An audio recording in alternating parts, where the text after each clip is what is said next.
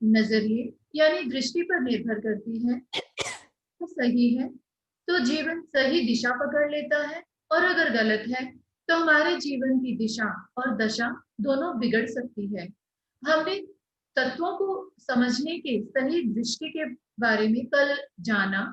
गलत यानी मिथ्या दृष्टि क्या होती है और उससे हम कैसे बच सकते हैं, दिशा निर्देशन के लिए मेरा करबद्ध विनम्र निवेदन समनीश्वर जयंत प्रज्ञा जी से। वंदामि शमंसामि।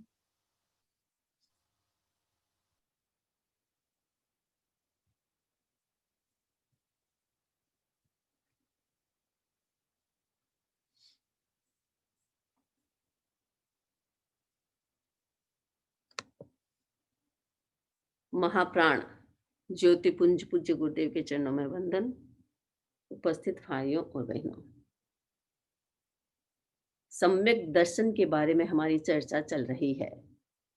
सम्यक दर्शन धर्म का प्रथम स्टेप, यानी सम्यक दर्शन के अभाव में व्यक्ति संपूर्ण धार्मिक नहीं बन सकता।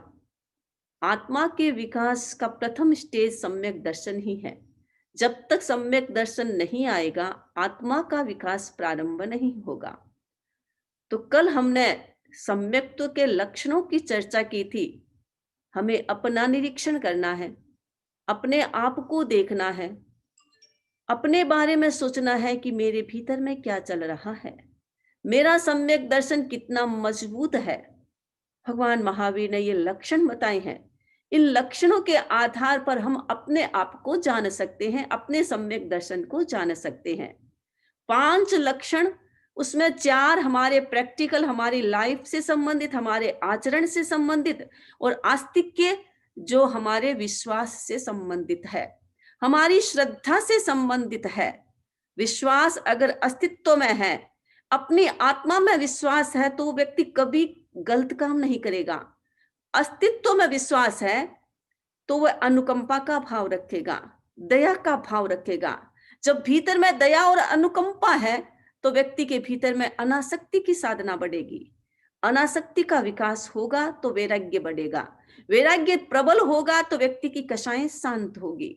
तो हमारी श्रद्धा और विश्वास के साथ हमारा सम्यक दर्शन जुड़ा हुआ है।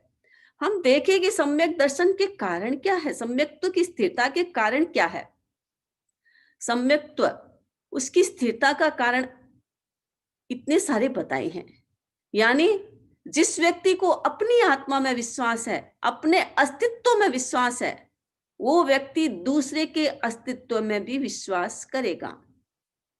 मुझे मेरी आत्मा में विश्वास है, मुझे कोई कष्ट पीड़ा देता है तो मुझे पीड़ा होती है, तो मैं दूसरे को कभी पीड़ा नहीं दूंगी। अपने आप को समझने वाला दूसरे के साथ कभी गलत व्यवहार नहीं करता। अपने आप को अच्छा बनाने वाला, और वो चाहता है कि मेरे साथ सब अच्छा व्यवहार करे, तो कभी दूसरे के साथ गलत व्यवहार नहीं कर सकता। ये है आत्मा। जिसको आत्मा में विश्वास है उसका सम्यक दर्शन स्थिर हो सकता है। दूसरा है आत्म द्रव्य रूप से नित्य है। यानी आत्मा द्रव्यार्थिक नय से, मैंने नय की चर्चा की थी थोड़ी सी। नय का मतलब है हमने एक तत्व को प्रकट किया लेकिन दूसरे की उपेक्षा नहीं की। द्रव्य की दृष्टि से आत्मा नित्य है, ये हम सब जानते हैं। उत्पाद, वय और द्रव्य, इन 3 तत्व। उसमें उत्पाद आत्मा है। आत्मा के नए नए पर्यायों का उत्पन्न होना, पूर्व पर्याय नष्ट होना, लेकिन उसके साथ भी आत्मा का अस्तित्व परमानेंट है, शाश्वत है। जैसे सोना होता है, एक सोने से व्यक्ति हार बनाता है, कंगन है उसके पास, उसे कंगन अच्छा नहीं लगता है, उसे नया हार बनाना है, तो सोना कंगन का है, कंगन को तुड़वा करके हार बनाएगा। कंगन जिसकी पर्याय नष्ट हो गई, हार जिसकी पर्याय उत्पन्न हो गई, लेकिन सोना विद्यमान रहा। उसी प्रकार आत्मा नित्य है, उसकी पर्याय बदलती है, आत्मा कभी नहीं बदलती। आत्मा के शरीर की पर्याय बदलती है, गतियों की पर्याय बदलती है, लेश्या की पर्याय बदलती है, स्वरूप की पर्याय बदलती है, लेकिन मूल जो चीज है उसमें कभी बदलाव नहीं आता, वो मूल ही रहता है। हमारे जैन दर्शन में अनेक निन्नव हुए हैं। भगवान महावीर के 7 निन्नव, उनमें एक निन्नव थे अश्वमित्र। आचार्य महागिरी वाचना कर रहे थे और अश्वमित्र पूर्वों का अध्ययन कर रहा था। 9वां अध्ययन प्रारंभ हो गया था। दृष्टिवाद हमारा एक आगम अंग सूत्र है जो अभी उपलब्ध नहीं है, समाप्त हो गया या लुप्त हो गया या अदृश्य हो गया, कुछ भी कहें, अभी उसकी उपलब्धि नहीं है। उसके 14 पूर्व है और वो अश्वमित्र 9वें पूर्व का अध्ययन कर रहा था। आचार्य महागिरी वाचना दे रहे थे। वाचना के दौरान दूसरा पक्ष भी आया। जैन का पक्ष था, लेकिन उसके साथ साथ जैन के पक्ष को सिद्ध करने के लिए दूसरे पक्ष भी होते हैं। जैन दर्शन में अनेक प्रकार के दर्शन हैं। नैयायिक भी एक दर्शन है, वैदिक भी एक दर्शन है, वेदांत भी एक दर्शन है, बौद्ध और सांख्य भी अलग अलग दर्शन है, जिस प्रकार जैन दर्शन है। तो उसके अंतर्गत आया था कि नैयायिक मानते हैं कि आत्मा हर क्षण नष्ट होती है। जो पहले आत्मा थी वो अभी नहीं है, नष्ट होती रहती है। अश्वमित्र ने यह वाचना सुनी, गुरु से यह वासना सुनी, आगे का ध्यान नहीं दिया। उन्होंने सोचा और कहा, पूछा, गुरुदेव, अगर पर्याय नष्ट होती रहती है, जो जीव पहले उत्पन्न हुआ वो दूसरे क्षण नष्ट हो जाता है, तो पुण्य पाप भोगेगा कौन, उसका वेदन कौन करेगा?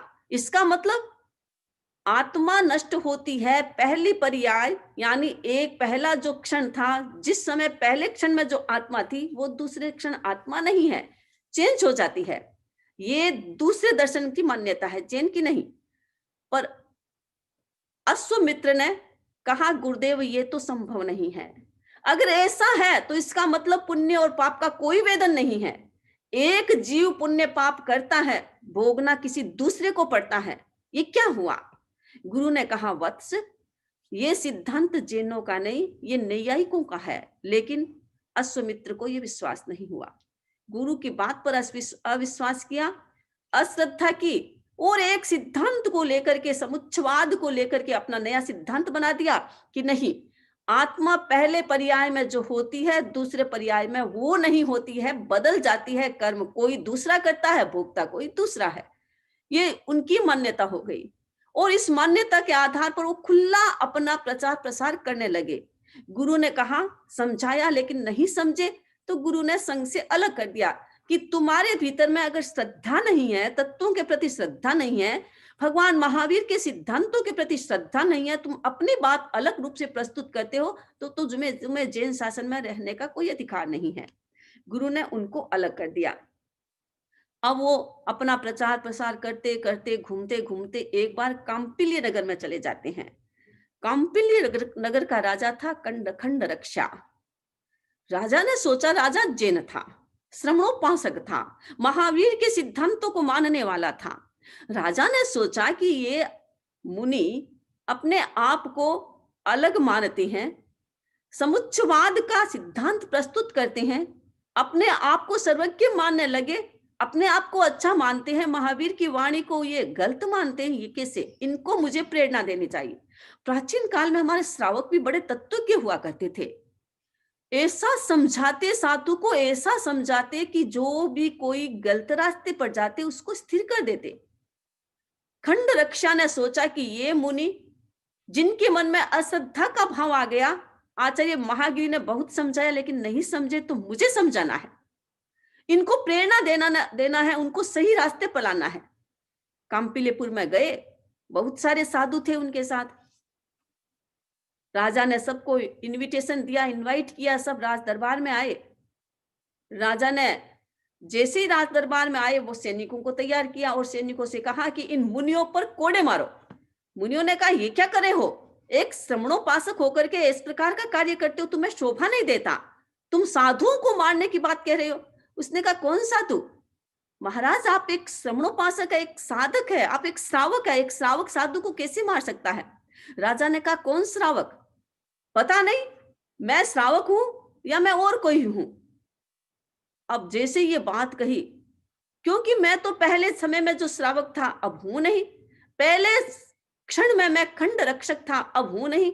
आप भी पहले साधु थे, जब साधु दीक्षा स्वीकार की तब आप साधु थे, अब तो आपकी आत्मा बदल गई, अब साधु नहीं है। तो कोड़े मारे तो क्या फर्क पड़ता है, कौन साधु कौन श्रावक। जैसे ये बात कही, मुनि भीतर से हिल गया। उन्होंने सोचा कि बात तो सत्य है, भगवान ने जो कहा सत्य है, प्रैक्टिकल तो वही चीज होती है, जो न्यायिक की बात है वो सत्य नहीं है। लाइन पर आ गए। तो जिसको ये विश्वास होता है कि आत्मा द्रव्य से नित्य है, उसकी पर्याय बदलती है, जो मूल चीज है वो कभी नहीं बदलती, वो व्यक्ति सम्यक्ति हो सकता है, अपने सम्यक दर्शन को स्थिर कर सकता है।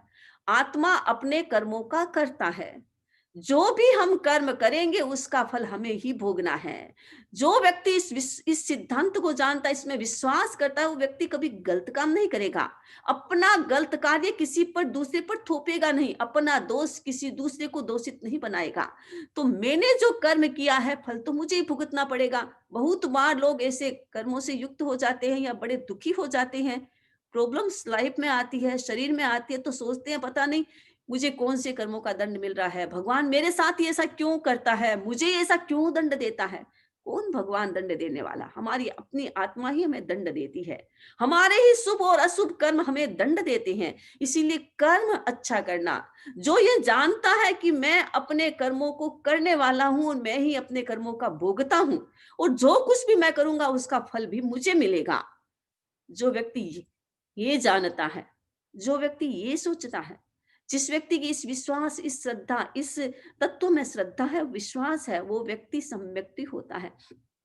तो ये सम्यक्त्व का कारण है, अपनी स्थिरता को रखने का, सम्यक दर्शन को स्थिर बनाने के ये कारण है। इन कारणों को समझना है, इन कारणों से अपने आप को स्थिर करना है।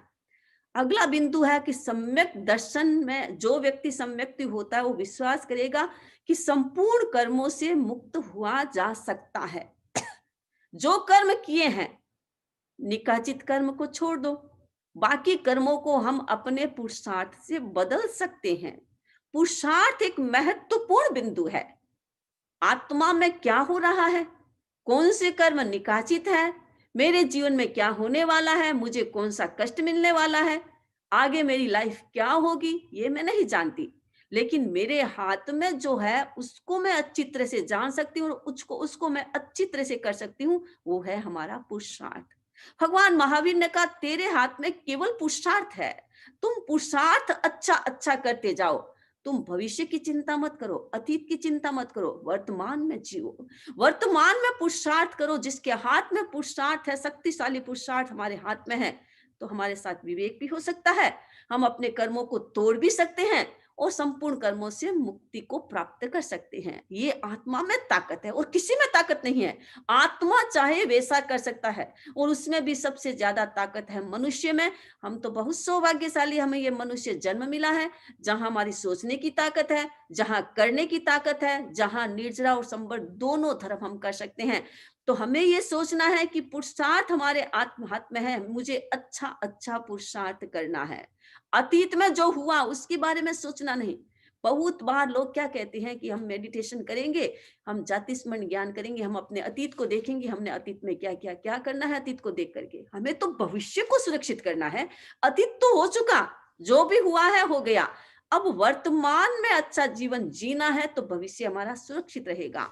हमारा भविष्य कैसे बनेगा, वर्तमान पर हम देख सकते हैं। हमारा आचरण कैसा, हमारा व्यवहार कैसा, हमारा विचार कैसा, हमारी श्रद्धा कैसी, उसके आधार पर हम अपने भविष्य को देख सकते हैं। तो अपने वर्तमान को सुंदर बनाए, पुरुषार्थ करे, हर क्षण अच्छा पुरुषार्थ करे। जो व्यक्ति पुरुषार्थ करता है, जो व्यक्ति अच्छा पॉजिटिव पुरुषार्थ करता है, जो सम्यक पुरुषार्थ करता है, वो अपने सम्यक दर्शन को मजबूत कर सकता है और अपने आत्मा को कर्मों से हल्का कर सकता है। जो लेर आई है आत्मा पर, जो पर्दा है, जो सूर्य पर बादल आए हैं, हम उस बादलों को हटाने की कोशिश कर सकते हैं। तो सम्यक्त्व को स्थिर रखने के ये स्थान है।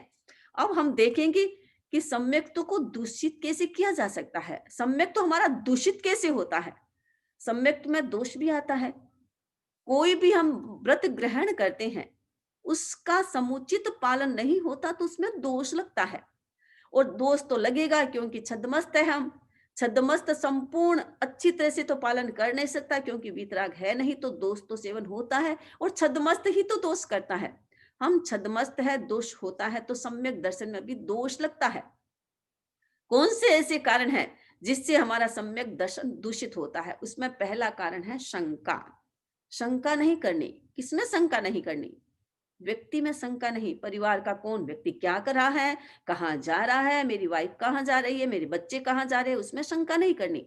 उसमें आप शंका करोगे तो आपका बच्चा वैसा ही बन जाएगा, आपकी वाइफ वैसी ही बन जाएगी, आपका हस्बैंड वैसा ही बन जाएगा। हमें शंका करनी है तत्वों में, सिद्धांतों में शंका। नो तत्व है, छह द्रव्य है। जैसा तीर्थंकरों ने बताया, जैसा वीतराग ने बताया, हमें उसमें वैसी श्रद्धा करनी, उसमें कोई शंका नहीं। हमारे पास ज्ञान नहीं है, इस कारण से हम संपूर्ण तत्वों को अच्छी तरह से देखने में समर्थ नहीं है। लेकिन शंका अगर हम करते हैं तो हमारा सम्यक तो दूषित हो जाता है। भगवान ने कहा एक जीव होता है, अनंत काय एक जीव है। एक शरीर में अनंत जीव रहते हैं। अब प्रश्न हो सकता है एक शरीर में अनंत जीव कैसे रह सकते हैं? ये कोई पॉसिबल थोड़ी है। आज का साइंस तो मानता नहीं है।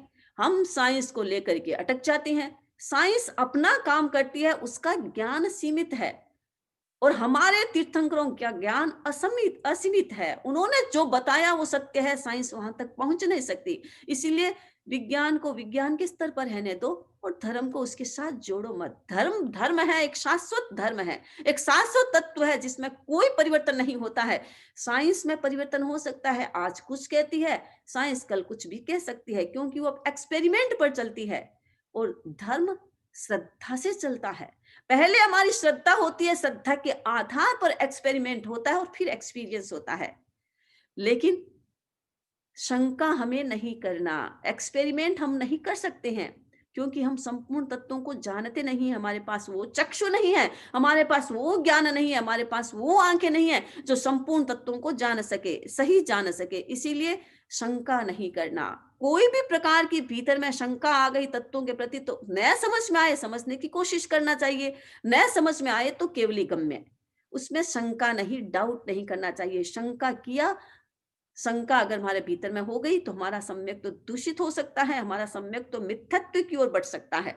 इसीलिए नौ तत्व, जीव अजीव आदि नौ तत्वों को एक तो अच्छी तरह से सीखना, अच्छी तरह से जानना, और फिर उसमें निशंकित हो, उसमें कोई प्रकार की शंका नहीं करना। अगला है शंका। छह द्रव्यों में धर्मास्तिकाएं अधर्मास्तिकाएं आदि छह द्रव्य होते हैं। मन में आया कि भगवान ने कहा है धर्मास्तिकाएं हमें गति में सहयोग देता है। चलता तो मैं स्वयं हूं, गति तो पुद्गल की और जीव की स्वतः है, तो फिर धर्मास्तिकाय का क्या हाथ है? मैं चलूंगा तो गति होगी, नहीं चलूंगा तो गति नहीं होगी, तो धर्मास्तिकाय का क्या हाथ है? धर्मास्तिकाय के बिना हम नहीं चल सकते हैं। आकाशास्तिकाय के बिना हमें कोई स्थान नहीं मिलता है रहने के लिए। इसीलिए हमें शंका नहीं करना। जो तत्व है, जो सिद्धांत है, जैन धर्म के जो सिद्धांत, जो तत्व है, वीतराग के जो सिद्धांत, जो तत्व है, उसको अच्छी तरह से समझना, नया समझ में आए, वो हमारी बुद्धि की कमजोरी है। लेकिन उसमें अविश्वास नहीं करना, उसे केवली गम्य कर देना, छोड़ देना कि ये मेरी बुद्धि की कमजोरी है, मुझे समझ में नहीं आता, लेकिन तीर्थंकरों ने जो कहा वो सत्य है, उसमें कभी डाउट नहीं करना, शंका नहीं करना। अगला है कांक्षा। आकांक्षा नहीं करना। कांक्षा का मतलब है आकांक्षा, बहुत ज्यादा इच्छाएं, बहुत ज्यादा भीतर में आकांक्षा, अभिलाषा, ये करो वो करो। आकांक्षा क्या? एक तत्व पर रुके, समझ में नहीं आया, दूसरा अच्छा लगा, दूसरा अच्छा दिखाई दिया, दूसरे को एक्सेप्ट कर लिया, दूसरा छोड़ा, तीसरे को एक्सेप्ट कर लिया। जो व्यक्ति इस प्रकार अपने विचारों को बार बार बदलता है, वैसे तो विचार विचार बदलना चाहिए, ले चाहे कृष्ण में आ गई तो शुक्ल में आना चाहिए, लेकिन सिद्धांत की दृष्टि से हमें अपने विचारों को ज्यादा बदलना नहीं चाहिए। हमारी जो श्रद्धा और विश्वास जिस धर्म में है, उसमें हमें दृढ़ रहना चाहिए, उसमें हमें समझने की कोशिश करना चाहिए। न समझ में आए तो आगे और विकास करके समझना चाहिए, लेकिन डाउट नहीं करना चाहिए, दूसरे मत की आकांक्षा नहीं करना चाहिए। कभी कभी लोग सोचते हैं कि हम उपवास करते हैं, हमारा उपवास कितना कठिन है, पूरे दिन भूखा रहना पड़ता है, कभी कभी तो पानी भी नहीं चलता, भूखा रहा नहीं जाता। दूसरे लोग भी तो उपवास करते हैं, उपवास को तो उनका भी होते हैं, क्या वो सारे गलत थोड़ी है? वो भी तो ठीक है। ऐसा जो व्यक्ति सोचता है वो कांक्षा है। कांक्षा मोहने का उदय हो जाता है। कांक्षा मोहने का जहां भी उदय होना स्टार्ट हुआ, वहां सम्यक में दोष आना स्टार्ट हो जाएगा। हमारा धर्म अच्छा है, हमने जो सीखा है, हम जो क्रिया करते हैं वो क्रिया 100% खरा सोना है। 100% सोना है, उसमें मिलावट नहीं है। कहीं भी मिलावट है, वो बाहर से तो अच्छा दिख सकता है। एक सोना होता है, आप आभूषण बनाते हैं, सुनार उसमें खाद मिला देता है और खाद मिलाने से वो सोना चमकता है, बहुत अच्छा दिखता है। रियल जो सोना होगा शायद इतना सुंदर नहीं दिखेगा, उसमें कुछ मिक्स किया जाता है तो बहुत सुंदर दिखता है। तो लोग सोचते कितना अच्छा सोना है, प्योर सोना है। पता नहीं है वो प्योर हो है या नहीं, उसमें तो खाद मिलाई हुई है, लेकिन बाहर से प्योर दिखता है। आर्टिफिशियल जो ऑर्नामेंट आते हैं, आभूषण आते हैं, वो सोने की तरह दिखते हैं, बड़े सुंदर दिखते हैं, इतने अच्छे दिखते हैं, और अविश्वास भी नहीं होता कि ये सोना नहीं है। खराब भी नहीं होता, काला भी नहीं पड़ता, तो वो सोने की तरह दिखता है। तो व्यक्ति उसको सोना मान लेता है, ये हमारी अज्ञानता होती है। जैन दर्शन का सिद्धांत, जैन दर्शन की साधना, जैन दर्शन का आचार 100% खरा सोना है, उसमें कोई मिक्स नहीं होता है। और जो व्यक्ति बाहर की आकांक्षा करता है, बाहर की चीजों को देखता है, बाहर के आडंबर को देखता है, उसमें विश्वास करता है, उसको अच्छा मानता है, इसका मतलब अपने धर्म के प्रति अनाकांक्षा पैदा हो गई, मिथ्यात्व का स्पर्श हो गया। दूसरे मत के प्रति आकांक्षा पैदा हो गई, मिथ्यात्व का स्पर्श हो गया। इसलिए विचारों को स्थिर करे। एक क्षण के लिए विचार आए, वो चीज अच्छी लगी, दूसरे क्षण विचार बदल गए, वो चीज ठीक नहीं है, दूसरी चीज अच्छी आ गई, उसको लो। जिसका विचार इतना अस्थिर होता है, वो व्यक्ति सम्यक्तों का विकास कैसे करेगा? हमें अपने सम्यक्तों को स्थिर बनाना है, तो हमें अपने धर्म पर पक्का विश्वास करना होगा, देवगुरु धर्म पर पूरा विश्वास करना होगा। उनके प्रति कोई भी नेगेटिव विचार दिमाग में नहीं आना चाहिए। जो धर्म हमने एक्सेप्ट किया है, तत्वों को सीखो। जो साधना हमारे धर्म में है, उस साधना का करो। बहुत बार होता है ऐसे कि चलो फल फ्रूट खा लेंगे, उपवास तो उसको भी कहते हैं, वो उपवास नहीं है, वो उनोती तप हो सकता है, लेकिन उपवास तप के अंतर्गत नहीं आएगा। इसीलिए निर्जरा का पहला पक्ष उपवास है। उस उपवास में फल फ्रूट खा करके जो उपवास करते हैं, उस उपवास के अंतर्गत नहीं आएगा। इसीलिए नहीं होता है तो कोई बात नहीं है, हम जैसा होता है वैसी निर्जरा करें, लेकिन उसको गलत न समझे कि ये तो गलत है, ऐसा भी तो हो सकता है, दूसरी चीजें भी तो अच्छी है। क्या वो सारे अज्ञानी थोड़ी है जो ऐसा करते हैं, जो ऐसा कहते हैं? कोई अज्ञानी थोड़ी है। लोग कभी कभी कह देते हैं कि वो तो भी तो ज्ञानी है, वो भी तो ज्ञानी है, उन्होंने कहा तो कोई अज्ञान थोड़ी है, हमारे आचार्यों ने कह दिया तो क्या वो सत्य थोड़ी हो जाएगा? ऐसा जो व्यक्ति सोचता है, वो दूसरे धर्म के, दूसरे मत की आकांक्षा करके अपने सम्यक्त को दूषित करता है। तो हमें कभी आकांक्षा नहीं करनी। हमारा जो धर्म है, हमारी जो चीज है, वो चीज सबसे महत्वपूर्ण अमूल्य चीज है। उसके पीछे दूसरों, उसको छोड़ करके दूसरों के पीछे पागलों की तरह भागना नहीं है, दूसरे के आकर्षण में जाना नहीं है, दूसरे के प्रलोभन में जाना नहीं है। जो सीधे साधे लोग होते हैं, जिनका सम्यक तो इतना मजबूत नहीं होता, इन बाहर के आडंबर को देख करके उनका मन कमजोर हो जाता है। बहुत सारे अच्छे अच्छे श्रावकों का मन कमजोर हो जाता है। इसीलिए हमें अपने धर्म पर पूर्ण विश्वास है। हमारी जो साधना है, हमारी जो आकांक्षा, हमारी जो क्रिया है, हमारा जो आचरण है, वो एकदम सत्य है। हमें उसका ही फॉलो करना है, हमें उस पर ही चलना है। अगला है विचिकित्सा। शंका और विचिकित्सा दोनों का अर्थ एक है। विचिकित्सा का मतलब भी संदेह करना, शंका का मतलब भी संदेह करना, लेकिन दोनों के फिलोसॉफी में अंतर है। शंका का मतलब है तत्वों में संदेह करना। नो तत्व छह द्रव्य है, ज्ञान में संदेह करना। जो हमारा ज्ञान है, जो हमारा सिद्धांत है, जो हमारा सम्यक दर्शन है, जिससे हमारा सम्यक दर्शन मजबूत होता है, जो हमारे सम्यक दर्शन का मूल आधार है, उस पर शंका करना। और विचिकित्सा का मतलब हो गया फल में शंका करना। मैं समाई कर रही हूं, इतने सालों से मैं समाई कर रही हूं, मुझे समाई का कोई फल नहीं मिला, इसका मतलब कोई धर्म धर्म नहीं है। इतने सालों से तपस्या कर रही हूं, क्या मिला? जीवन तो वैसा का वैसा, अशांति तो वैसी की वैसी। बाहर पदार्थ हमें कभी शांति नहीं दे सकता, शांति हमारे भीतर है। भीतर में शांति खोजे, भीतर में शांति मिलेगी। इतने वर्षों से समाई कर रही हैं, कभी कभी लोगों के मन में आ जाता है, वो व्यक्ति इतनी तपस्या करता है, इतनी साधना करता है, इतना धार्मिक है, फिर भी उसके ही जीवन में संघर्ष क्यों आते हैं।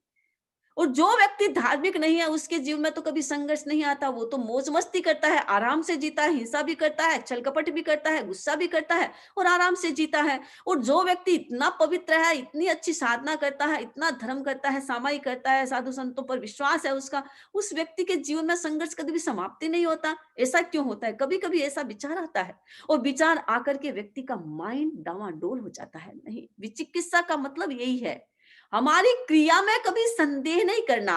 जो सामायिक आप कर रही हैं, जो आप धार्मिक अनुष्ठान कर रही हैं, अगर वो सही है तो उसका 100% रिजल्ट आपको मिलेगा ही मिलेगा। हो सकता है देरी हो सकती है, प्रोसेस हो सकता है धीरे चलती होगी, किसी की फास्ट होती है, किसी की धीरे होती है, स्लो चलती है तो भी पहुंच जाएंगे, मंजिल पर तो पहुंचना ही है। इसीलिए हमें अपनी मंजिल पर पहुंचना है और मंजिल पर पहुंचने के लिए हमें अपने क्रिया में कभी डाउट नहीं करना। हो सकता है कर्म भारी है और जितने कर्म भारी है उतनी हमारी क्रिया मजबूत नहीं है और इस कारण से जो निकासित कर्म है वो नष्ट नहीं हो रहे हैं। हमें अपनी क्रिया को और अधिक तीव्र करना है। कुल्हाड़ी होती है वृक्ष को काटने के लिए, कुल्हाड़ी की धार अगर तेज है तो वृक्ष को जल्दी काट देगा और कुल्हाड़ी की धार अगर कमजोर है तो उसमें बहुत टाइम लगेगा, वृक्ष कटेगा नहीं। हमारे अपने कुल्हाड़ी की धार को हमें मजबूत करना है ताकि हम निकासित जो कर्म है उसके वृक्ष को, हम उसकी जड़ों को समाप्त करने में हम समर्थ हो सके। इसलिए अपने क्रिया में, अपने आचरण में कभी डाउट नहीं करना चाहिए, संदेह नहीं करना चाहिए। जो व्यक्ति संदेह करता है, दूसरे मत की आकांक्षा में उलझ जाता है, वो व्यक्ति अपने सम्यक्त्व में दोष लगाता है। इसलिए हमें अपने सम्यक्त्व को मजबूत करना है, उसको सुरक्षित करना है, तो हमें अपने क्रिया में कभी डाउट नहीं करना चाहिए। और जो डाउट करेगा वही तो आकांक्षा करेगा दूसरे मत की, कि मेरी क्रिया तो ठीक नहीं है, मैं जो करता हूं उसमें कोई फल नहीं मिलता, वो तो कुछ नहीं करता फिर भी मालो माल हो रहा है, उसको तो कोयले में हाथ डालो तो उसको तो हीरा मिल रहा है, सोना मिल रहा है, और मेरे तो सोने में हाथ डालूंगा तो भी कोयला हो जाएगा, मेरा धर्म अच्छा नहीं है। इस प्रकार जो डाउट करता है, संदेह करता है, वो विचिकित्सा है। हमें संदेह नहीं करना है, आकांक्षा नहीं करना है, अपने धर्म में दृढ़ रहना। हमारी आत्मा के किसी भी कोने में अगर डाउट हो गया तो हमारा सारी साधना वो विकसित है, वो भी खराब हो सकती है। इसीलिए हमें अपनी साधना, अपने आचरण में कभी डाउट नहीं करना चाहिए। सुलसा श्राविका थी भगवान महावीर की।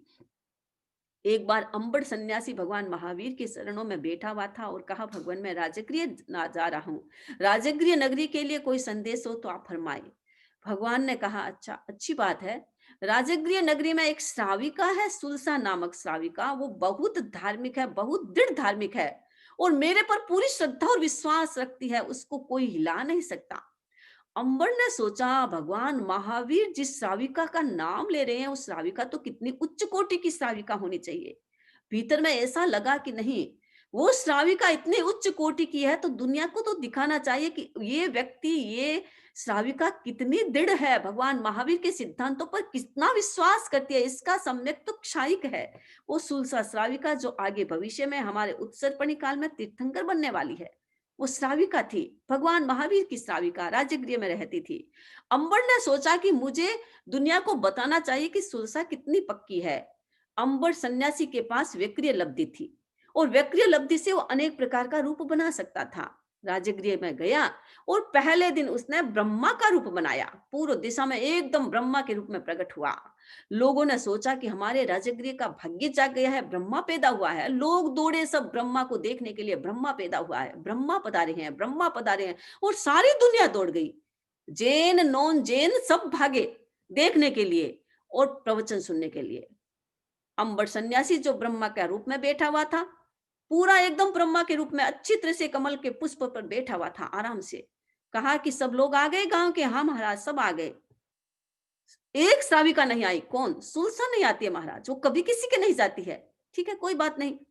दूसरे दिन अंबर सन्यासी ने विष्णु का रूप बनाया, नारायण का रूप बनाया, एकदम नागसैया पर सोए हुए हैं, लक्ष्मी पास में बैठी हुई है, हाथ में सुदर्शन चक्र, सब कुछ। एकदम नारायण का रूप, विष्णु का रूप। लोग फिर देखने गए, हमारे तो राजगृह का भाग्य जाग गया, आज तो विष्णु भगवान प्रकट हुए हैं। दौड़े भागे पीछे, देखा, सब देखा, प्रवचन सुना और पूछा, सब लोग आ गए? हाँ महाराज, सब आए, लेकिन वो सुरसा तो नहीं आई। कोई बात नहीं। दूसरे दिन की घटना समाप्त हो गई। उस अंबड़ सन्यासी ने तीसरे दिन फिर बनाया रूप शिवजी का, एकदम शिवजी, खाल के वस्त्र पहने हुए, अच्छी तरह से जटा धारण की हुई और अच्छी तरह से हाथ में माला और माला घुमा रहे थे। लोगों ने देखा, आज तो साक्षात शिव जी प्रकट हुए, और दौड़े सब शिव जी को देखने के लिए, सब प्रवचन सुनने के लिए। सब, कोई सोच नहीं रहा है कि क्या हो रहा है, सब दौड़े, जैन नॉन जैन सब भागे। अब शिव जी का प्रवचन सुना और शिव जी ने फिर पूछा कि आ गए सारे लोग, गांव के सारे लोग आ गए? नहीं आए महाराज, सब आ गए, लेकिन वो सुलसा नहीं आती है। उसको इतना क्या अहंकार है, वो नहीं आती? नहीं महाराज, वो कहीं नहीं जाती है, केवल महावीर के पास जाती है। अच्छा, चौथे दिन उस अंबड़ सन्यासी ने महावीर का रूप बना लिया।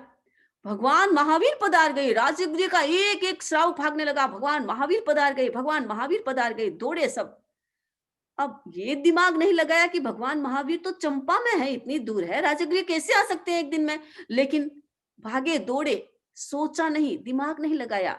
अब सब भगवान महावीर की प्रवचन सुन रहे हैं। सुनने के बाद फिर अंबर सन्यासी के रूप में, भगवान महावीर के रूप में अंबर सन्यासी ने पूछा कि सब आ गए? हमारा सब आ गए, लेकिन वो सुलसा तो आज भी नहीं आई। अरे आज भी नहीं आई? महावीर, मैं स्वयं आ गया हूं, मैंने, मेरे प्रति उसके मन में श्रद्धा है, तो फिर क्यों नहीं आई? चलो हम आज उसको प्रेरणा देते हैं। वो अंबर सन्यासी पूरी परिषद के साथ सुलसा के घर आते हैं। सुलसा समाइक में बैठी हुई थी। सुलसा ने देखा, कुछ नहीं सोचा। अंबर सन्यासी जो महावीर के रूप में था, वो जोर जोर से बोलने लगा, गुस्सा करने लगा, तेरे को इतना क्या अहंकार है, अपने आप को इतना क्या मानती है, मेरे पर श्रद्धा है और मैं स्वयं आ गया हूं, फिर भी तुम खड़ी नहीं होती हो, मेरे को वंदना नहीं करती हो, मेरे पास नहीं आती हो। सुलसा एकदम शांत खड़ी थी। जब अंबर सन्यासी बोल करके शांत हो जाता है, तो सुलसा ने कहा कि आप कहते हैं महावीर, मेरे महावीर को मैं जानती हूं, मेरे महावीर कभी गुस्सा नहीं करते हैं। उनके दरबार में, उनकी परिषद में कोई आए या न आए, उनको कोई फर्क नहीं पड़ता है। तुम तो इतना गुस्सा करते हो, मेरे महावीर ऐसे हो नहीं सकते। जैसे ये बात कही, अंबर सन्यासी ने अपना रूप प्रकट किया और पूरी दुनिया वहां खड़ी थी। दुनिया ने देखा, ये क्या, हमने तो महावीर सोचा था, तो क्या 4 दिन तुम ही आए थे? हाँ, मैं ही था। और दुनिया को बताने के लिए आया था, राजगृह नगरी को बताने के लिए आया था कि तुम्हारी राजगृह नगरी में एक ऐसी श्राविका है जिसकी प्रशंसा भगवान महावीर स्वयं करते हैं। ये सुलसा कभी किसी के पास नहीं जाती है, उससे पता चलता है कि सही क्या है, गलत क्या है। वो अपने महावीर को जानती है, अपने वीतराग को जानती है, अपने भगवान को जानती है, अपने गुरु को जानती है। वो कभी किसी के पास नहीं जाती। जिसके भीतर में इतना सम्यक दर्शन मजबूत होता है, वो कभी डाउट नहीं करेगा अपनी क्रिया पर, कभी दूसरे की आकांक्षा नहीं करेगा। कोई चाहे कितना भी सुंदर हो, कितना भी आभूषण पहने हुए हो, कितना भी आडंबर करते हो, कितना भी प्रलोभन देते हो, लेकिन हमारी चीज, हमारे चीज सबसे श्रेष्ठ है। जो व्यक्ति इसमें विश्वास करता है, वो व्यक्ति अपने सम्यक दर्शन को मजबूत कर सकता है। माँ के पास बच्चा होता है, चाहे बच्चा कैसा भी हो, लूला हो, लंगड़ा हो, न बोलने वाला हो, लेकिन माँ के लिए वो बच्चा अच्छा होता है। माँ उसे ही प्रेम करेगी, माँ को वही अच्छा लगेगा, दूसरा बच्चा इतना अच्छा नहीं लगेगा। क्यों? क्योंकि वो उसकी ममता है। तो हमारी अपनी चीज जो है, वो चीज हमारे लिए सबसे श्रेष्ठ होनी चाहिए, अमूल्य होनी चाहिए। हमारे चीज की तरह कोई दूसरी चीज नहीं हो सकती। जिसमें ऐसा विश्वास है, जिसको अपनी क्रिया पर इतना विश्वास है, वो व्यक्ति अपने सम्यक दर्शन को मजबूत कर सकता है। अगला है पर पाषंड प्रशंसा और पर पाषंड संस्तव। ये दोनों एक चीज। किसी के, दूसरे के पास जाएंगे, उसकी प्रशंसा करना, उससे परिचय बढ़ाना। अपने साधु संत तो गांव में आते हैं, उनके तो पास जाते नहीं है, चातुर्मास पूरा हो गया, कभी जाने का काम नहीं, और दूसरों के पास दौड़ दौड़ के जाते हैं, क्योंकि वहां मेरा नाम होता है। वहां अगर मैं कोई चीज भी दूंगा, वहां वो चंदा मांगते हैं, तो मैं धन भी दूंगा, डोनेशन भी दूंगा, तो मेरा नाम होगा। अपने नाम के लिए व्यक्ति कितनी आकांक्षा पालता है, और इस प्रकार आकांक्षा पालने वाला अपने सम्यक दर्शन को कैसे मजबूत करेगा? जो व्यक्ति जितना दूसरे के संपर्क में जाता है, अपने सिद्धांत को जानता नहीं है, अपनी फिलोसॉफी को जानता नहीं है, अपने आचार्य भिक्षु के सिद्धांतों को पढ़ता नहीं है, उसको अच्छी तरह से हृदय ग्रहण नहीं किया, हृदय से जाना नहीं, हृदय ग्राही नहीं किया, और दूसरों के पास जाएंगे तो मिसगाइड हो जाएंगे। दूसरी चीज अच्छी लगेगी, क्योंकि मुझे अपने अपने से तो मैं परिचय नहीं है मेरा। दूसरी चीज अच्छी लगती है तो व्यक्ति का सम्यक तो विचलित हो सकता है। इसीलिए ध्यान रखे, नंदन मणिहारा जिसकी घटना मैंने आपको कही थी, नंदन मणिहारा भ्रष्ट क्यों हुआ? एक श्रावक था, श्रावक से मेढक क्यों बना? क्योंकि वो पथ भ्रष्ट हो गया था। दूसरों के परिचय से, दूसरों की प्रशंसा से, दूसरों की आकांक्षा से उसका मन विचलित हो गया, उसका सम्यक दर्शन दूषित हो गया था। इस कारण से वो श्रावक से मेढक बन गया। और मेढक बनने के बाद जब उसका जीवन सुधरा, उसे जाति स्मरण ज्ञान हुआ, उसे अपना ज्ञान हुआ, तब उसे ये बोध हुआ कि मैंने ये गलत किया है, मुझे ऐसा नहीं सोचना चाहिए। सम्यक दर्शन में मजबूत हुआ, तो वो मजबूती एक मेढक के रूप में वो 8वें देवलोक में चला गया, श्रावक के रूप में नहीं गया, एक तिर्यंच के रूप में चला गया। सम्यक दर्शन जहां भी मजबूत होगा, वहां उत्कृष्ट कोटि का आयुष्य का बंधन होगा। जहां भी सम्यक दर्शन में दोष आ जाता है, दूसरों से ज्यादा परिचय करना, दूसरे की ज्यादा प्रशंसा करना, इससे हमारा सम्यक तो दर्शन दूषित हो जाता है। शक्टाल पोलासपुर में रहता था और नियतिवाद को मानता था। गोसालक का शिष्य था। गोसालक नियतिवादी था और नियतिवादी को मानने वाला वो शक्टाल पोलासपुर का सबसे बड़ा स्तंभ, शक्तिशाली, धन की दृष्टि से, श्रद्धा की दृष्टि से गोसालक पर विश्वास करता था। एक बार भगवान महावीर पोलासपुर पधारने वाले थे। उस रात शक्टाल को एक आकाशवाणी हुई। शक्टाल बैठा हुआ था, आकाशवाणी हुई, शक्टाल कल महामहिम पधारने वाले हैं, तुम उनके पास जाना, उनका सत्कार करना, उनका स्वागत करना। अब शक्टाल ने सुना, अरे महामहिम तो मेरे आराध्य गोशालक है, कल गोशालक पधारने वाला है। एकदम उत्साह मन में, इतनी खुशी, आनंद की अनुभूति। दूसरे दिन देखा तो महावीर पधारे हैं, गोशालक नहीं आया। उसने सोचा ये क्या, देववाणी हुई थी, आकाशवाणी हुई थी, उन्होंने महामहिम कहा, मेरे आराध्य के लिए कहा, लेकिन मेरे आराध्य तो आए नहीं है, ये महावीर आए हैं। चलो, हो सकता है देवता ने महावीर के लिए कहा होगा, महावीर भी तो सर्वज्ञ है, अपने आप को सर्वज्ञ मानते हैं, तो मुझे उनके पास ही जाना चाहिए, उनकी सेवा करनी चाहिए। शक्टाल भगवान महावीर के पास गया, प्रवचन सुना। प्रवचन सुनने के बाद भगवान महावीर ने कहा, शक्टाल पुत्र, क्या तुम्हें आकाशवाणी हुई थी और आकाशवाणी से तुम्हें यह पता चला था कि महामहिम आने वाले हैं? अब तुमने तो ये सोचा था कि गोशालक आने वाले हैं, अब तो तुम समझ गए होंगे कि देववाणी किसके लिए हुई। उसने कहा, हाँ भगवान, मैंने तो गोशालक के लिए सोचा था, मेरे आराध्य वो है, आप पधारे हैं।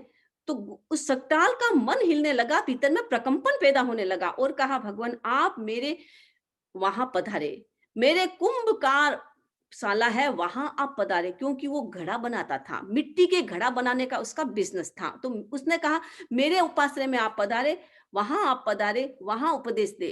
भगवान ने कहा, ठीक है, तेरी इच्छा है तो मैं वहां चलूंगा। भगवान महावीर उस सकटाल के कुंभ कट शाला में पधारते हैं, जहां वो घड़े बनाता था, उस शाला में, उस उपाश्रय में पधारते हैं। महावीर वहां विराजमान थे, बहुत सारे मिट्टी के घड़े बने हुए थे। भगवान ने कहा, शक्टाल ये घड़े तुमने बनाए हैं? नहीं महाराज, नहीं भगवान, ये तो बनने थे, क्योंकि वो नियतिवादी था, ये तो बनने थे, होना था इसलिए हो गए, मेरा क्या है इसमें, मेरा कुछ नहीं है। अच्छा शक्टाल एक बात बताओ, तुम्हारे ये घड़े हैं, कोई आकर के बने हुए घड़ों को फोड़ता है, कोई व्यक्ति बाहर से आकर के इन सारे घड़ों को फोड़ देता है, अथवा तुम्हारी पत्नी अग्निमित्रा के साथ कोई बलात्कार करता है, तो तुम क्या सोचोगे? महाराज मैं उसको, भगवान मैं उसको कड़ा से कड़ा दंड दूंगा, ऐसा नीच काम करने वाले को मैं जीवित नहीं छोड़ूंगा। भगवान ने कहा, क्यों? क्योंकि उसने गलत काम किया है। भगवान ने कहा, नहीं ये तो होना था। गलत काम क्या किया? जैसे घड़े बनने थे तो बन गए, वैसे ही तुम्हारी पत्नी के साथ बलात्कार होना था तो हो गया, घड़ा फूटना था तो फूट गया। अब सकटाल भीतर से हिल गया, उसने कहा, भगवान ठीक कहते हैं, पुरुषार्थ होता है व्यक्ति का, गलत कोई भी काम करता है तो उसका प्रतिकार होता है, ये पुरुषार्थ से होता है, नियति से नहीं होता। सब कुछ नियति से नहीं चलता है। भगवान के चरणों में झुक गया और सकटाल भगवान महावीर का श्रावक बन गया। अब भगवान महावीर का श्रावक बना तो इतना पक्का कोई उसे हिला नहीं सकता। गोशालक को पता चल गया कि मेरा तो स्तंभ हिल गया, अब क्या करूं? दौड़ दौड़ के आया, वहां आ गया और सकटाल को बुलाया कि तुम मेरा दर्शन तो करो। शक्टाल ने कहा, मेरे तो भगवान महावीर है, मेरे गुरु तो वो है, मेरे भगवान वो है, मुझे तुमसे कोई मतलब नहीं है।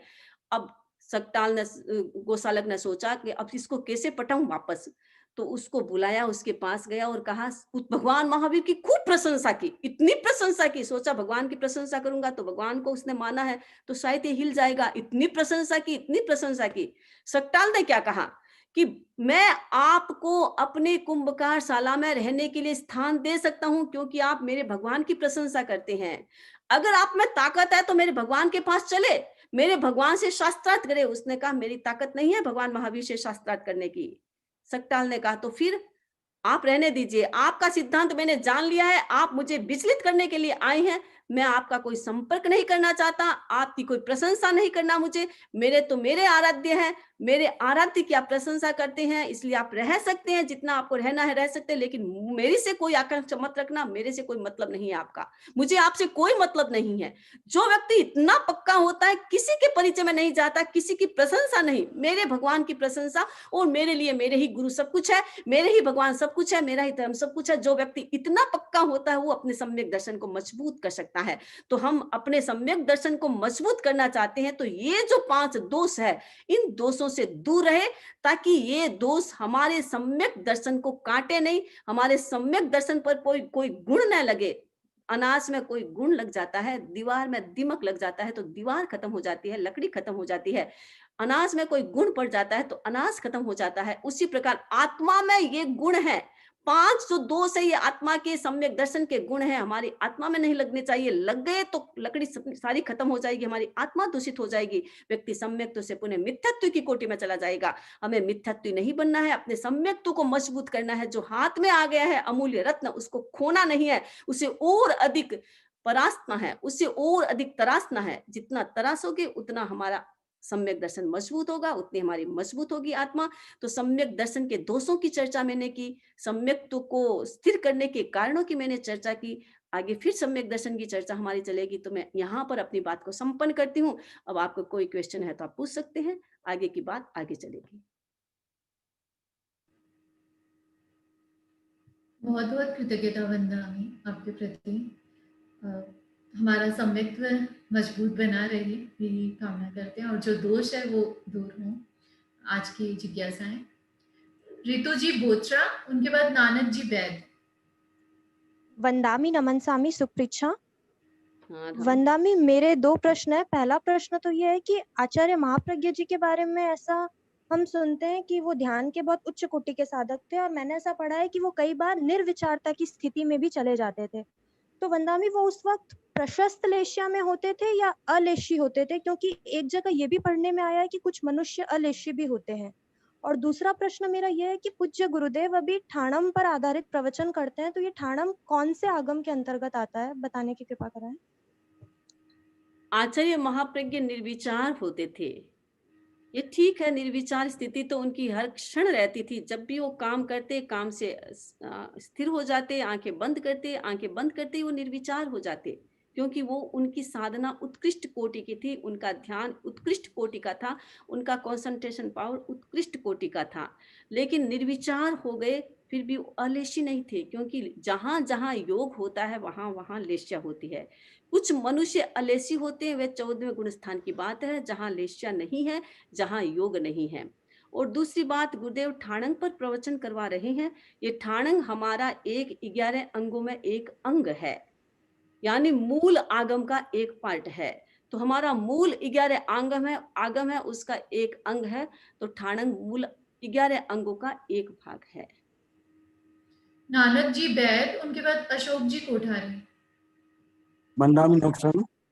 हाँ, हम धर्म के बारे में ये जानना चाहता हूँ, क्या माला फेरना या जाप करना यही धर्म है या असली धर्म क्या है? जब संसार में मनुष्य आया था तो धर्म क्या था? धर्म था सबके अनुकूल प्रवृत्ति करना, जो किसी को बुरा न लगे, जिसे किसी का हाथ न हो, तो उसके लिए ये माध्यम है। माला फेरना या जो भी करना, ये माध्यम है उसको पुष्ट करने के लिए। आप स्वयं ने आपने बता दिया कि धर्म क्या है, और माध्यम भी बता दिया आपने। तो ठीक है, ये माध्यम ही है, लेकिन माध्यम के माध्यम से हम अपने धर्म को पुष्ट करते हैं। व्यक्ति बिजनेस करता है, व्यापार करता है, एक जगह बैठ गया, न उसका प्रचार प्रसार करता है, न कहीं जाता है, तो उसका बिजनेस फैलेगा कैसे?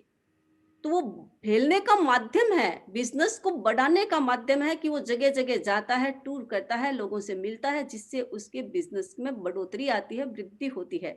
ठीक उसी प्रकार हम अपने बिजनेस को, हमारे आत्मा के बिजनेस को, आत्मा का धर्म तो ये आत्म शुद्धि साधनम धर्म है।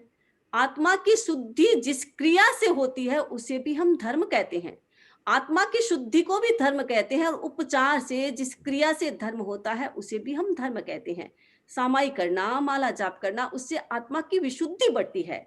हमारा आत्मा का जो बिजनेस है वो प्योर होता है और अधिक बढ़ता है, इन क्रियाओं से बढ़ता है, इसीलिए हम ये क्रिया करते हैं। तो जितनी जितनी क्रिया करेंगे उतनी उतनी विशुद्धि बढ़ेगी। नहीं करेंगे तो स्टॉप हो, वहां भी हमारा स्टॉप हो जाएगा। विचारों में अच्छे विचार आना प्रारंभ हो गया, अच्छे विचार आ रहे हैं, हम दूसरे का हेल्प कर रहे हैं, दूसरे को सहयोग दे रहे हैं, ये क्या है? अगर आप कुछ भी उस आत्मा की विशुद्धि के लिए कोई उपाय नहीं करेंगे तो आत्मा विशुद्ध होगी नहीं, इस प्रकार के विचार पैदा होंगे नहीं, इस प्रकार के विचार आएगा नहीं, तो धर्म क्या होगा? इसीलिए ये क्रिया है, इस क्रिया को भी धर्म उपचार से कहा है, क्योंकि ये क्रिया सामायिक करेंगे आप। सामायिक भी जीव है। सामायिक का मतलब है आत्मा में समता की साधना का विकास, और भीतर में समता है तभी तो हम दूसरे को हेल्प करेंगे, गुस्सा नहीं करेंगे, दूसरे को सहयोग देंगे, दूसरे को हर्ट नहीं करेंगे। ना समता है ही नहीं तो क्या करेंगे हम? इसीलिए ये साधन जो है वो हमारी आत्मा के धर्म को बढ़ाने की प्रक्रिया है, और उसके माध्यम से हम अपनी आत्मा की विशुद्धि को बढ़ाते हैं। और आत्मा की विशुद्धि के लिए ये सब करना जरूरी है, नहीं तो अधूरा धर्म। निजरा का धर्म आप करते हैं, लेकिन वो तो नाला खुला है, दरवाजा खुला है, तो कचरा आता रहेगा, कचरा आता रहेगा। कभी कभी इतना तूफान आएगा कि अंदर का कचरा जो है वो और इतना मल्टीपल हो जाएगा, जो रियलिटी है वो खत्म हो जाएगी। और अगर हम संवर धर्म भी करते जाएंगे, ये जप, स्वाध्याय, माला जाप आदि भी करते जाएंगे, तो दरवाजा बंद होता रहेगा, तो बाहर का कचरा नहीं आएगा और भीतर का प्योर होता जाएगा, तो प्योरिटी बढ़ती जाएगी। इसीलिए ये साधन है, तो साधन भी धर्म ही कहलाता है। अशोक जी कोठारी, उनके बाद शीतल जी जैन। मेरा प्रश्न है समनी जी कि ये नहीं। ब्रह्मा विष्णु महेश ये देव है या क्या है, मतलब क्या समझे इनको? ये हमारे जैन दर्शन के अनुसार एक देव की कोटि में आते हैं, और हमारे मान लीजिए धर्म के अनुसार कोटि में, देव कोटि में आते हैं, और दूसरे वैदिक धर्म में इनका विश्लेषण आता है तो वो भी देव ही मानते हैं इनको। ब्रह्मा विष्णु महेश आदि ये देव है, तो देव की कोटि में आते हैं। हाँ ठीक है, देवों में अंतर करते हैं, वो कोई भी देव किसी भी प्रकार के आगे देव की उत्कृष्टता अलग बात है, लेकिन है रियल में वो देव गति के ही देव होते हैं।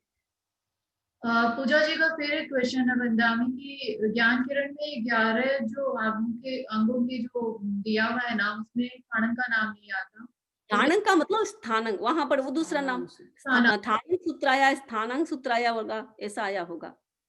स्थानांग प्राकृत में ठाणंग है, और इसको संस्कृत में स्थानांग सूत्र बोलते हैं, जिसमें 10 अध्ययन है, 1 2 3 4 5। पहला अध्ययन है, उसमें एक एक क्या चीजें हैं, दूसरा अध्ययन इसमें दो दो चीजें क्या है, तीसरा अध्ययन 3 3 चीजें क्या है।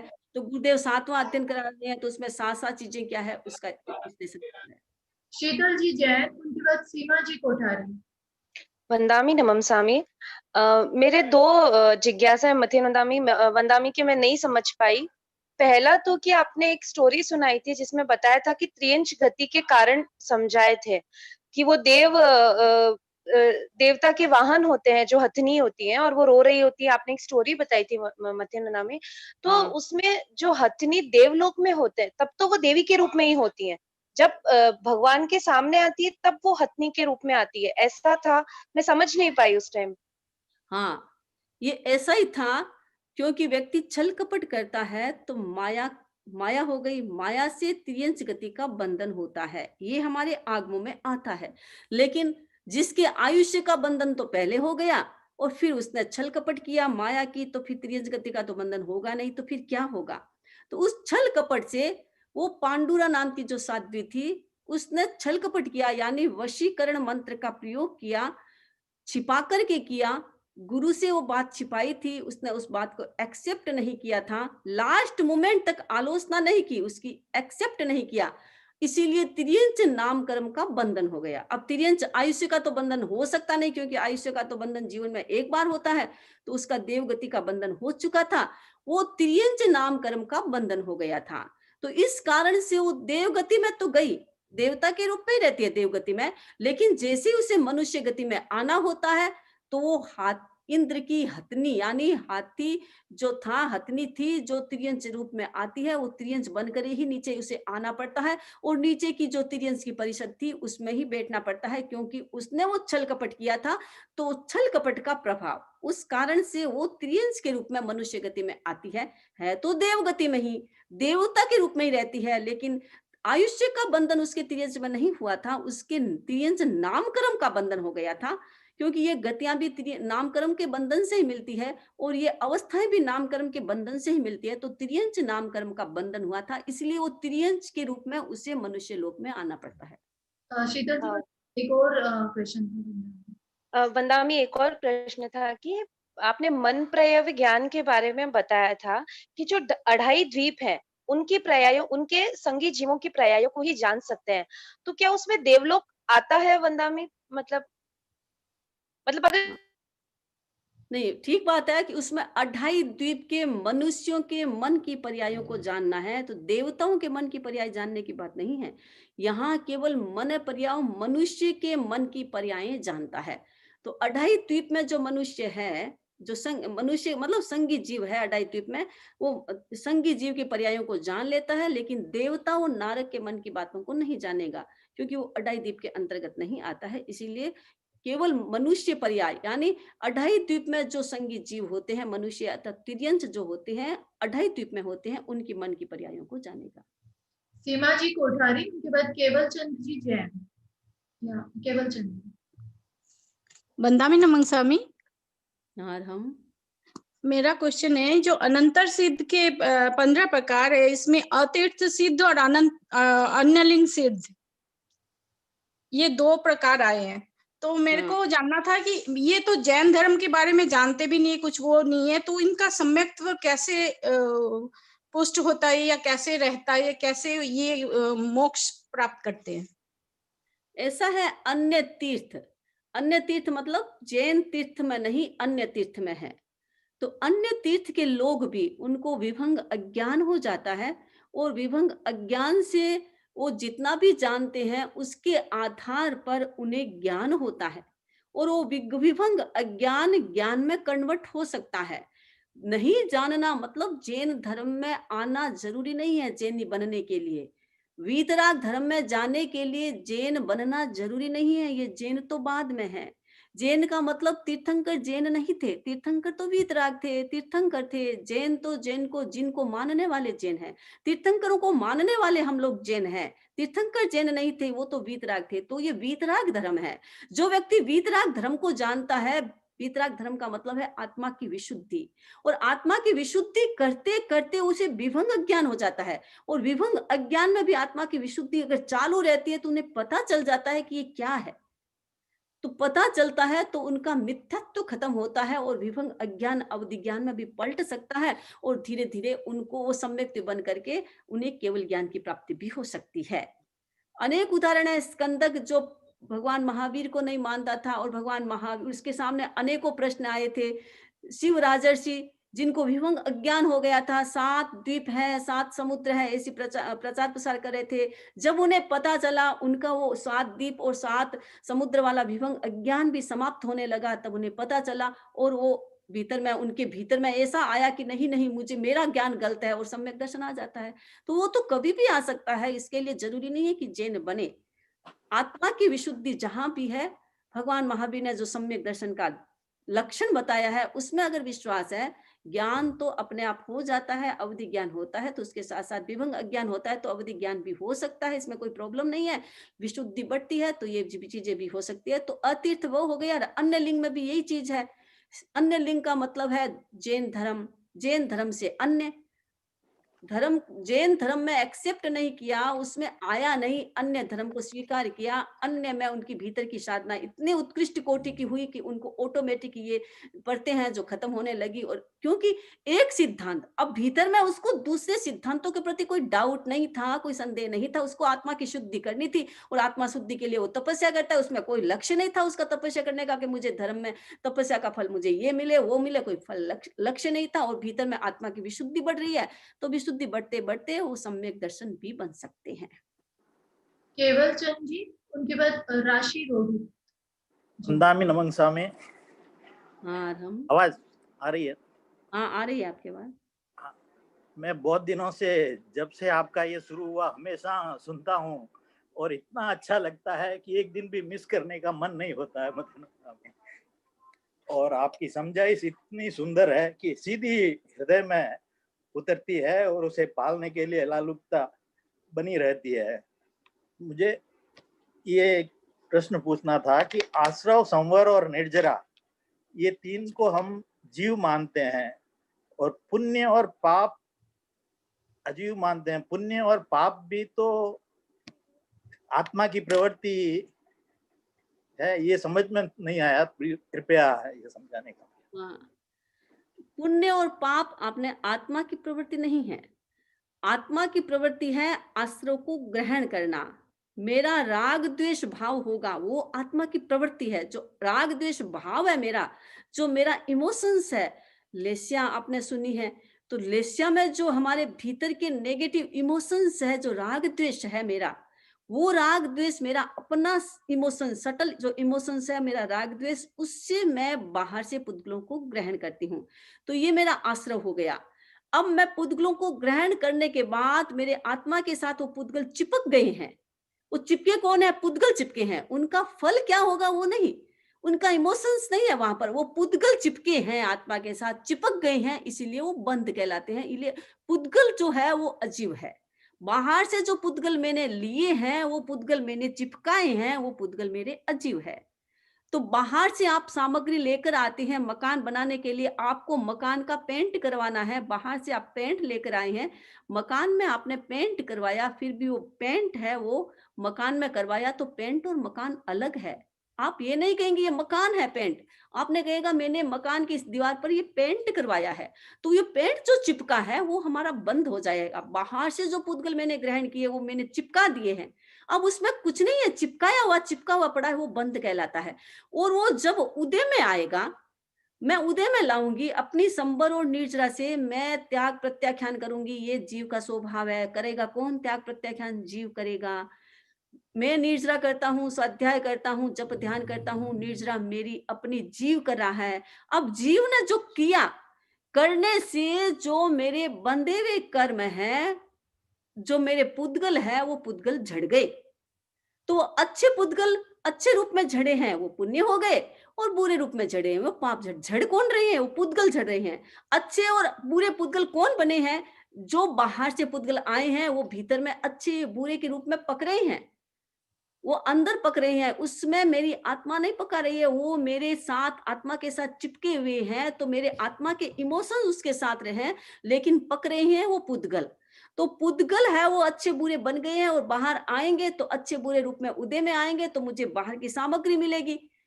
बाहर की जो सामग्री, मेरे आत्मा में जो शांति की अनुभूति हुई है, वो मेरी अलग चीज है। उससे मुझे समता का विकास हुआ, वो मेरा संबर और निर्जरा है, वो मेरा विशुद्धि का लक्षण है। लेकिन उससे जो बाहर का पुद्गल मिला है, बाहर का एटमोस्फियर मिला है, बाहर की अच्छी चीजें मिली है, वो मेरा पुण्य है।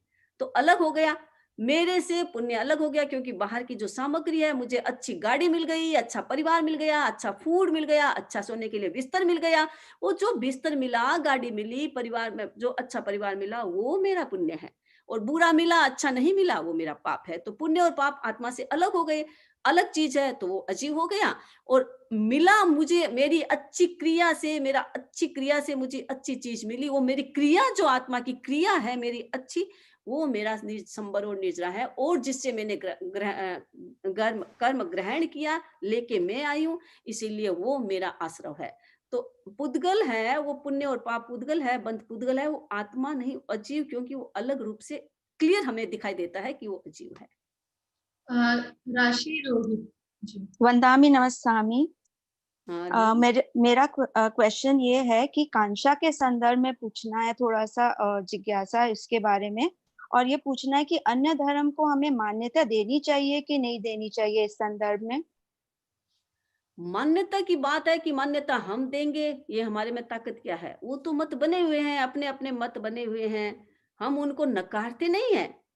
किसी की फिलोसॉफी को हम ठेस नहीं पहुंचाते हैं, उनका अपना सिद्धांत है, अपना मत है, हम उसको चोट नहीं पहुंचाते हैं। लेकिन वो तो बने हुए हैं मत, भिन्न भिन्न मत है इस दुनिया में, वो सब तो है, वो तो परमानेंट है, उसको हम तोड़ नहीं सकते। हम अपनी आकांक्षा पर लिमिटेशन लगाए, उस पर हम ब्रेक लगाए कि मेरी आकांक्षा नहीं होनी चाहिए कि मैं जाऊं रात भर धम्म जागरणा करूंगा, हनुमान जी और भक्ति करूंगा, देवी देवताओं की पूजा करूंगा तो मुझे सुख मिलेगा, शांति मिलेगी, और वो चीज अच्छी है क्योंकि वो धर्म भी होता है और कुछ करना भी नहीं पड़ता है, न भूखा रहना पड़ता है, न समाई करनी पड़ती है, न स्थिर बैठना पड़ता है, आराम से नाचो खाओ पियो मौज करो और धर्म भी हो जाता है। तो उस प्रकार की आकांक्षा होती है ना, वो गलत है। मुझे आकांक्षा नहीं करनी, मत तो है उसको मुझे नकारना नहीं है, वो तो है, उसे मैं नहीं नकार सकती, लेकिन मुझे अपने को बचाना है, मुझे उनकी आकांक्षा नहीं करना है, मुझे जो मिला है मुझे उसमें संतोष करना है, उसको परफेक्ट बनाना है बस।